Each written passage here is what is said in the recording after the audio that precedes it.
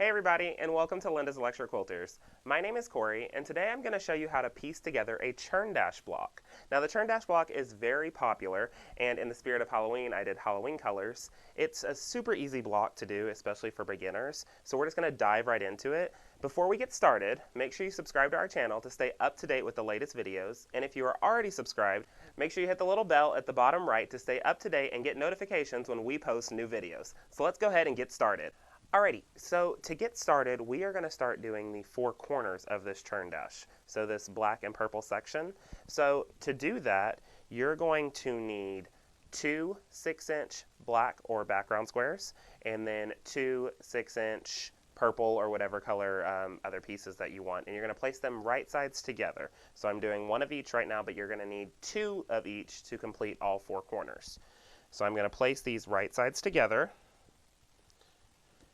And I like to, because I cannot sew a straight line stitch to save my life sometimes, I go ahead and get a ruler, and I'm going to place this ruler from point to point over here, and I'm going to take a chalk pencil that I've got, and I'm just going to chalk down a line so I can have a good straight line stitch to follow, for my foot to follow. And what I really like about this pencil is it also has an eraser, so if I mess up, I can erase that piece and then redraw it again, just so I can make sure that it's going to be perfectly straight. So we've got that line drawn, and we're going to place our hopping foot on the side there, right on that straight line, and we're going to have a 1/4 inch seam allowance here, and we're going to go ahead and stitch right down one side of that line, and then we're going to turn it and do the other side as well. So let's do this one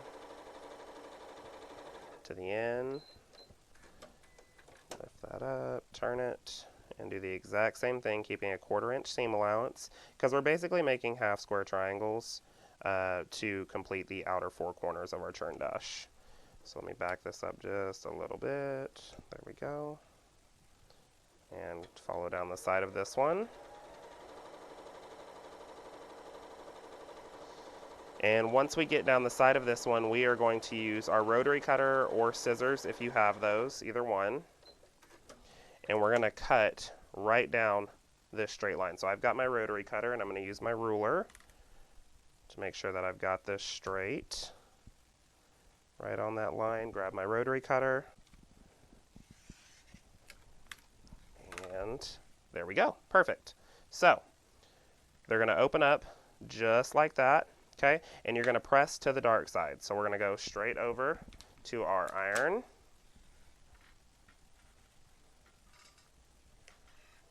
And press these down, pressing those seams over to the dark side or the background side, either one, depending on what type of fabrics you're using. So there's one right there. So we've got this one. Let's grab another one. We're going to press to the dark side, pressing that just like so. Press, press. There we go. And we've got this one right here. So we've got two, and then you've got your other two from those other two pieces. So you've got four total for the corners, and we're going to place those over to the side. Then the next thing that we're going to need, let me get this out of our way, is a 3-inch by 5.5 inch strip and another 3-inch by 5.5 inch strip, two different colors, either your background or if you have two contrasting colors like I do. You're going to need a total of 4 of each of those, so you can make around those 4 pieces as well. 1/4 inch seam allowance on these as well, right sides together. Drop that down right there. And we're going to stitch right down those.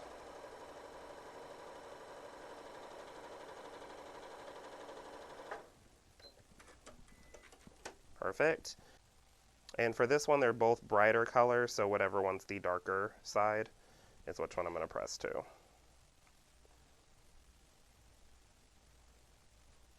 Press those down. And that's going to give us this side right here. Place those away, and I already have 4 of those ready for us. So it's going to give us those 4. And then for the centerpiece, right in the center, you're going to need a 5.5-inch square. So I've got that 5.5 by 5.5. And then basically you're just going to kind of start laying this out to get the right design that you want. So I've got these laid. It's going to go here. That one's going to go there. That one's going to go there. That one's going to go there. Move that sample out of the way. And then I've got these with my orange touching that center piece. Lay those out just like so. Okay? And once you have them laid out, then you're going to piece the pieces together. So let's go ahead and do that.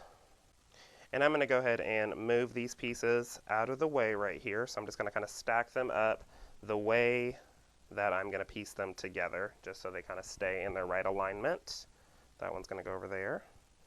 And then I'm always going to check this again to make sure that it's going to end up being pieced the correct way. And I think I actually had that a little bit off, so that's the way it needs to be done perfect. See, always got to check sometimes to make sure that it's going to turn out the way that you want it to. So put those right sides together, 1/4 inch seam allowance. Move that up just a little bit. Stitch that, make sure those seams are going to still lay nice and flat. There we go. Make sure everything's staying lined up as well.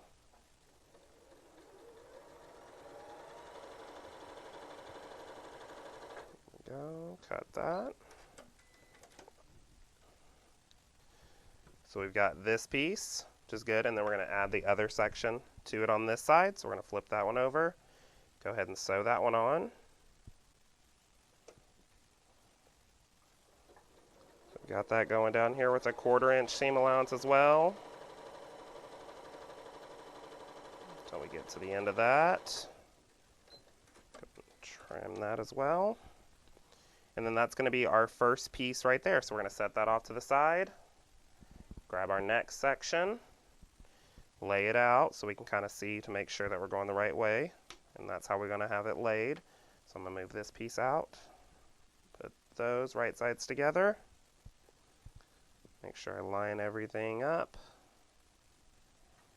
Perfect. Take that here, same thing, 1/4 inch seam allowance.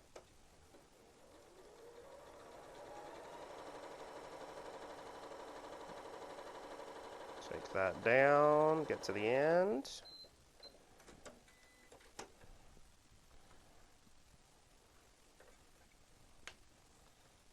Got that one good. Take this one, line it up on this side.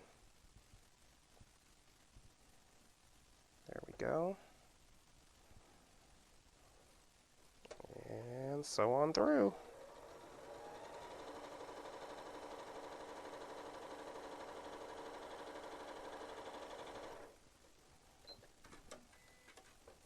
Perfect. Open it up just to double check that we're all good. So that's the second piece that's done. Come to our third piece, it's our bottom. Make sure we have these lined up correctly as well, like so. Right sides together. Move this one out of the way.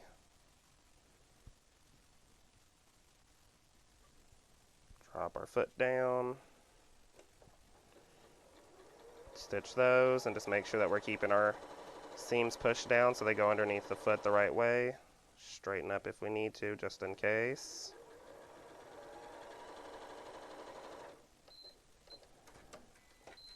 Perfect. That one, and then our last piece. Sew this side together. Make sure we've got everything lined up the way we need to.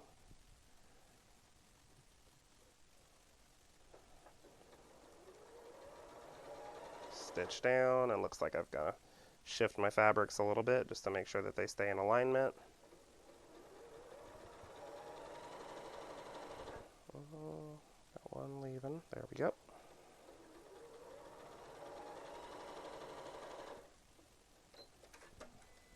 Okay, so now that we've got our 3 pieces, we are going to press them first to make sure that we get all the pressing done, and then we're going to sew it all together, okay? So I'm going to go ahead and press these, and I'm pressing my bottom pieces, so let me grab the full block so you can see it. So the top piece with the two sides, and then the bottom, I'm going to press those towards the centerpiece, okay? So let me grab this one and press it towards the centerpiece, holding it just for a couple seconds just so it can get a good press. Flip it around, take this one, press towards the center, press, press, press. Okay, that one's done. Grab the other side, pressing these towards the center.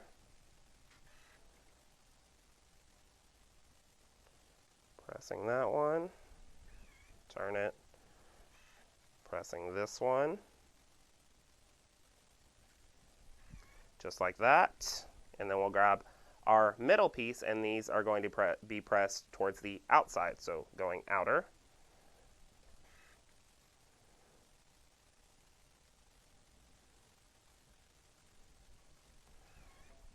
So going from center out on our centerpiece here, center out, pressing down. So we have all three pieces pressed, and now we're just going to put it together. It's just that easy. So one row at a time, and then making sure, of course, that our points are lined up as best as they can be. So points lined up, and if you need to pin them to make sure that they're going to stay in place, I always recommend doing that if you need to.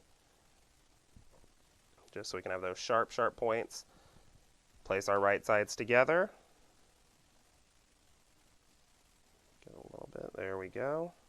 Drop that foot down.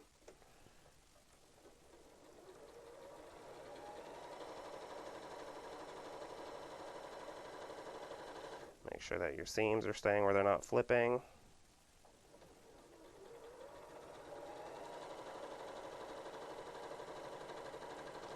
And keep on stitching down. Make sure everything's staying in alignment.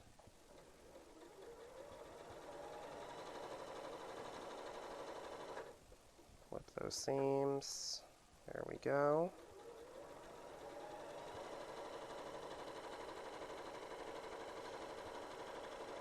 That one, cut that, our first side, and then we will take this one, making sure that we look at it to make sure everything is staying in alignment and we're piecing this correctly. Flip those right sides together, check our points, make sure everything is lined up. Lift up our foot. Put those underneath here,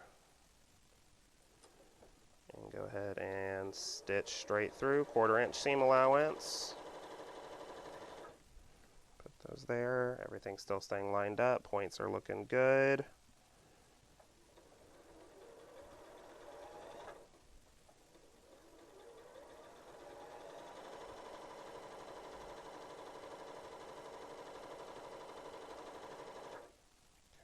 Take that there.